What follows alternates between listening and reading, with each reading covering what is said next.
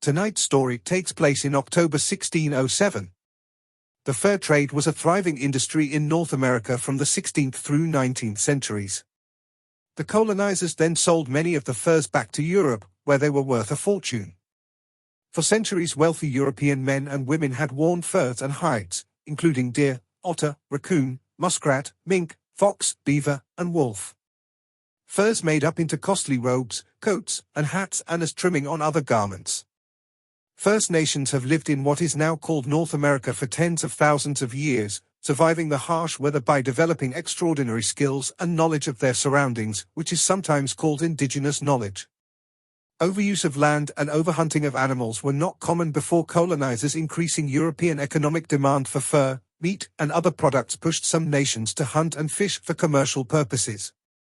The Frenchman, George Abraham, merchant, adopted indigenous ways and pushed out more and more boldly into the wilderness in search of skins against the warnings of the head chief Chiendu, no matter what you do not hunt the wolf skin. The chief also warned his tribe that the fur trade will give us steady and reliable access to manufactured goods, but the trade will also force us and our children into slavery and dependency on the colonizers and create an epidemic of alcoholism. The French and British married the indigenous women. They did so mainly to establish good trading relations. You must not go to the dead part of the woods by the lake, Chiendu said. George, who was married to a Cree woman, Winona, and had spent most of his time in the forests, so he felt he was perfectly familiar with the terrain. George says, "Don't worry, I'll be back with just beaver pelts tonight. I'm a trusted crew to be safe." George's increasing selfishness, violence, hunger, and greed is why Chiendu has a concerned look on his face. There is a horrifying creature that appears in the dead forest who devour human flesh to survive a harsh winter, Chiendu says to George, but George just shrugs it off. "Whatever is out there, we are prepared," George says. Chiendu replies and tells George, "The first ever was once a lost hunter." During a brutally cold winter, the man's intense hunger drove him to make a deal with an evil spirit. In order to save his tribe, he gave up his soul, and was transformed.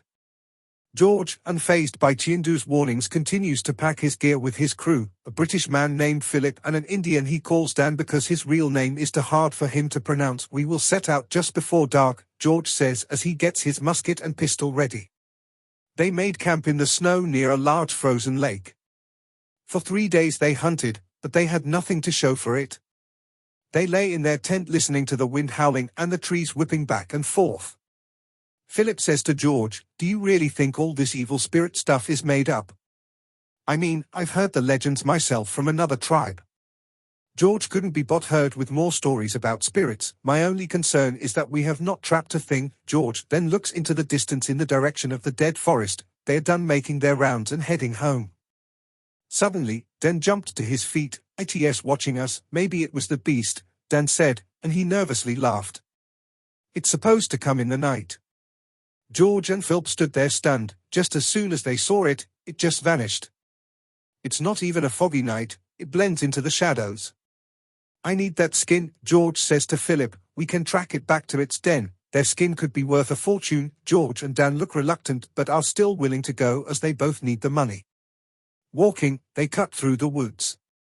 Then there was an opening, blood splattered on the trees, the grass, the creek, everywhere. There were 3 bodies, human bodies just torn apart. Dan grabbed his knife, George had the musket and passed the pistol to Philip. They started hearing noises, like trees snapping and things running unusually fast. They follow the tracks, and it doesn't take them long to find where it is. They could hear a high-pitched screech, then a low-pitched growl. Dan looks at George, kneels down, and whispers, "I gotta stay behind him. You and Philip go around and corner it." Dan says, "Sneak up on it while it's eating, shoot it, then slit its throat." It was not quite human. It sat like a gorilla, hunched over. It had long fingers with claws at the end. George got off a shot, but it wasn't budging. It didn't even register it was shot. It's clawing at George, taking off bits of his flesh. Somehow, Dan's knife ends up in this thing's neck. Philip shoots the thing point blank in the head. The beast stumbles back and lets out a deafening howl. The beast jumps into a shadow and disappears almost like the shadow absorbed it. How is that even possible? Philip says, shaking nervously. Dan responds, we need to get out of here. But before he can finish, he notices Philip isn't looking towards the beast anymore, he's looking in the opposite direction. As Dan looks back, he's stunned in disbelief. George, both Philip and Dan are speechless as they see George stand up slowly. They both walk towards him slowly and Philip says, I thought you were dead. George then stumbles and falls over on Philip. Don't worry, I got you, Philip says. Both Philip and Dan carry George back to the camp. Within 50 yards of the camp, and they hear this noise behind them. Both Philip and Dan sit George up next to a large tree. Is that a shadow or is that it? Philip says to Dan. They could hear it move around some, then gets thrown on the ground, and as soon as Philip turns around, the beast is gone again, and so it George. Philip grabs Dan and they sprint back to the camp. As they approached the camp, Chindu asked, what happened? Both Dan and Philip looked back with Dan saying, the beast got him. Chindu had pieced enough of it all together to understand that there was a dangerous beast there. Chindu, Dan and Philip rush inside and barricade the door shut. Suddenly, something goes through the window. But it's not the beast, it's a head, Winona's head. They start pushing things in front of the windows when they hear something round the back. It banged around some more, but then it got quiet. All three men were talking, making sure the muskets were ready. They hear something shatter upstairs. Then they heard it screech again, except now it was louder, you could hear the walls shake.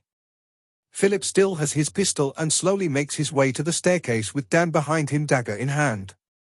The beast, now growling at the top of the stairs, looks as if it's about to pounce, and Philip shoots it, but it still manages to jump down the staircase and get on top of Philip.